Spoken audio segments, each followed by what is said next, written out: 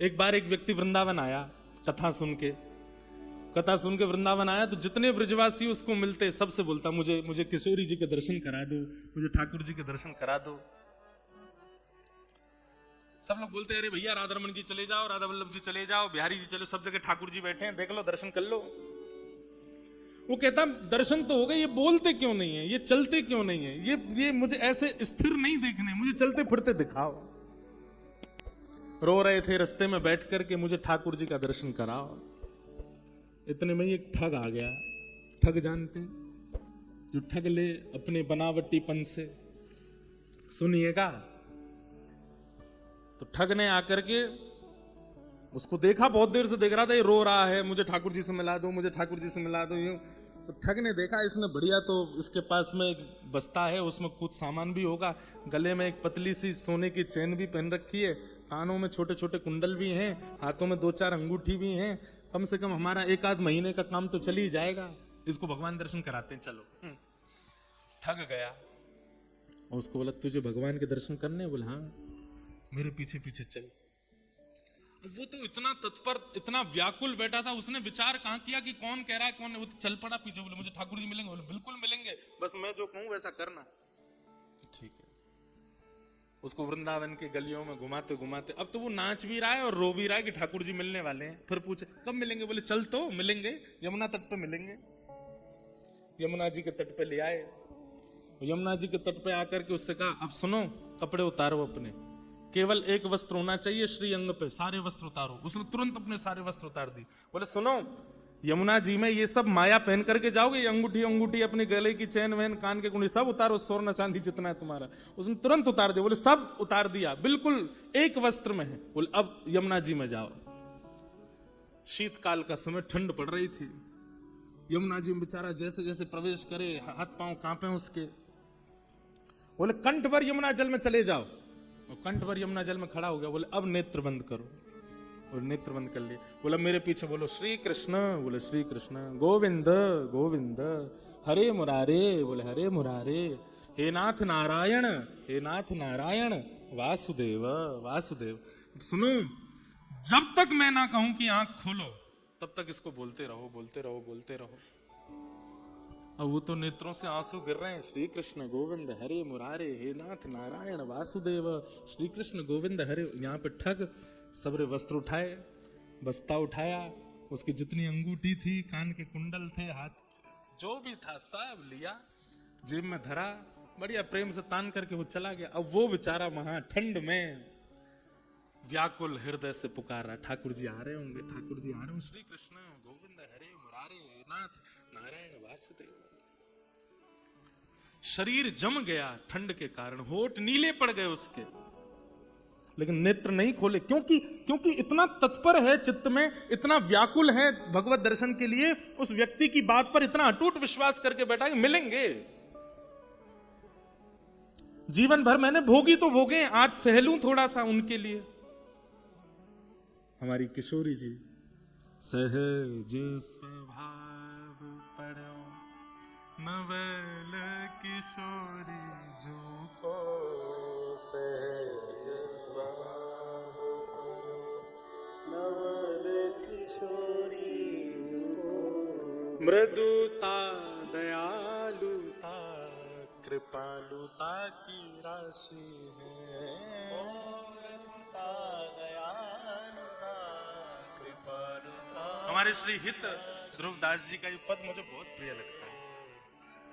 मैं कहूँ नरस कहूँ भूले हूँ न होत सखी, मैं कहूँ नरस कहूँ भूले होत सखी, रहत प्रसन्न सदा ही मुख हासी है।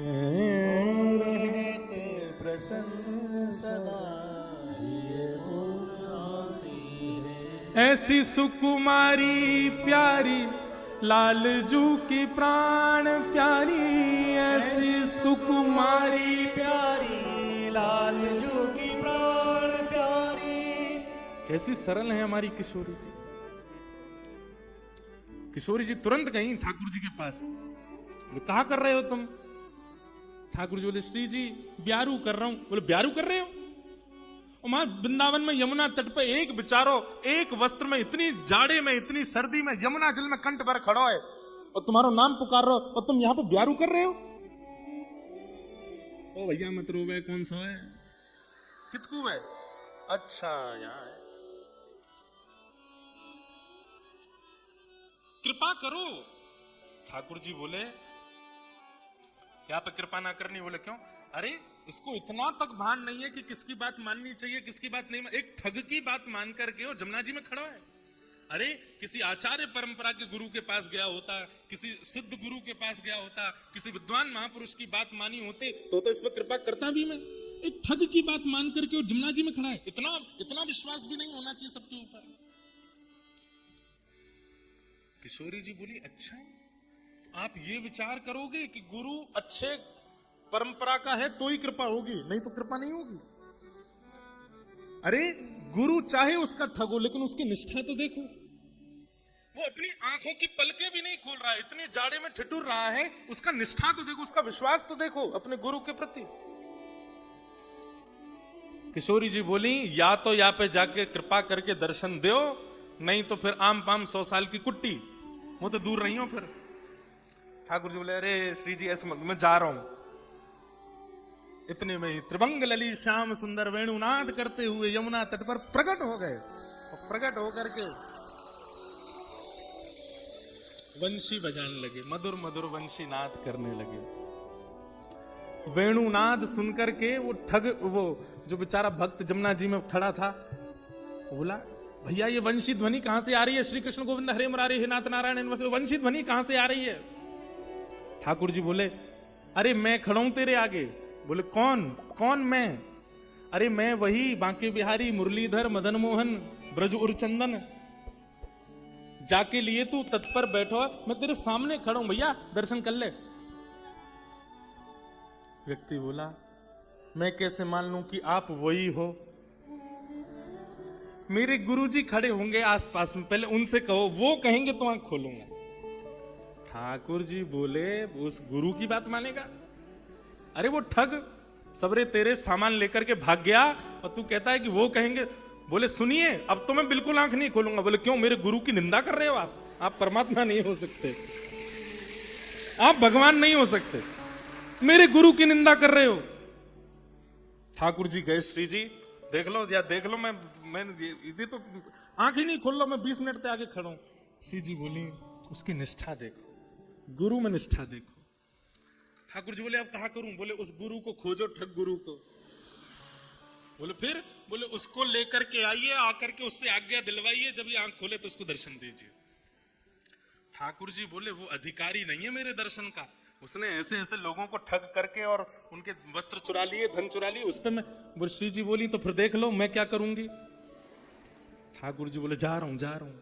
ठाकुर जी गए, ठग को ढूंढा। अब सोचो शिष्य की निष्ठा कैसी। ठाकुर जी गए उसको ढूंढा, सो रहा था तांडवपट्टा। ठाकुर जी गए, जाके अपनी लकुटी घुमा के दई वहां में एक, और सो रहा है यहाँ पे तेरी वजह से हम पूरे परेशान बैठे हैं, निकुंज में आज लीला नहीं हो रही है। वो क्या हो गया? बोले मैं परमात्मा, मैं वही राधा वल्लभ लाल हूं, मैं बिहारी जी हूं, राधा रमन जी हूं, तेरे सामने खड़ा हूं।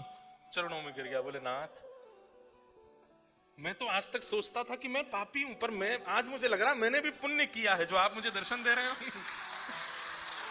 तो ठाकुर जी बोले तेरा पुण्य नहीं है, लेकिन तूने एक सदशिष्य बना लिया है, उसकी कृपा से तुझे दर्शन हो रहे हैं। अब चल जल्दी मेरे साथ। और ठाकुर जी उसको लेकर के गए, देखा बिल्कुल नीला पड़ा हुआ है, ठंड में कांप रहा है, खड़ा है। ठाकुर जी बोले इसको आज्ञा कर कि परमात्मा सामने खड़े, नेत्र खोल। ठग ने जाकर के कहा अरे भैया जल्दी नेत्र खोलो, श्याम सुंदर ललित त्रिभंगी तुम्हारे सामने खड़े। तब जाकर के उसने नेत्र खोले और ठाकुर जी का दर्शन किया।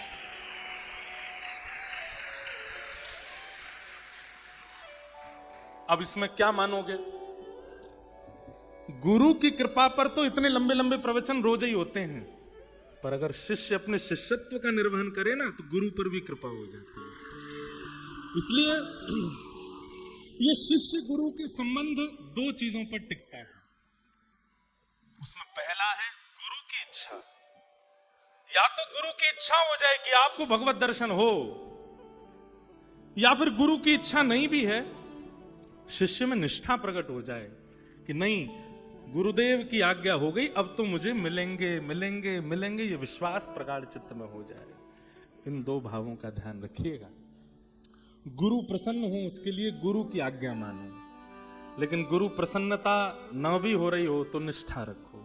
जैसे भी हैं हमारे हैं, चाहे हार हो चाहे जीत हो, गुरु चरण में मेरी प्रीत हो।